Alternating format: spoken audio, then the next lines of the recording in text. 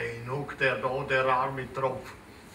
Als hätte er ein dickes Brett vor dem Kopf. Ja, der Zustand kenne ich leider auch. Komm, wir singen gerade ein Lied davon. Ja.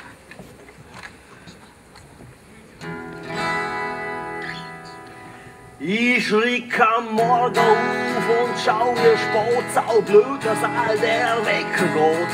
Der Werkzeug meiner Arbeit, der ist eh nicht so weit. Und ich dreh mich nochmal und drum dort weiter, wo ich aufgehört han. Dann war ich wieder auf, ich krieg einen Schock. Zum Schaffen ist es eh schon spät. Am Bienenschwarm im Kopf und im dünnen Arm am Knopf. Aber so am Morgen frag ich mich denn, wie ich nur so bei einer anziehen kann. Ich hab ein Brett, ich hab einen Knaller und meine Zunge kann bloß noch lala. Ich hab einen Dampfer für einen Schieß und so kann ich unmöglich unterdrücken.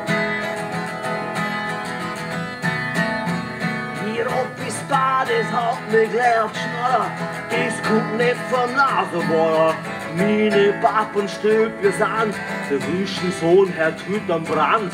Ich steck der Kopf ins Wasser und mir kannst denn, ich bin im Klo.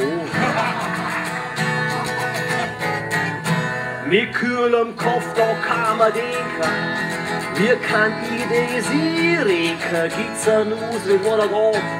Ich schau, was wieder zügig steht.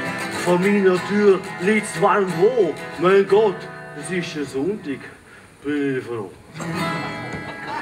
Ich hab ein Brett, ich hab einen Knaller und meine Zunge kann bloß noch lala. Ich hab einen Dampf, was will er schießen, so kann ich unmöglich unterdrücken.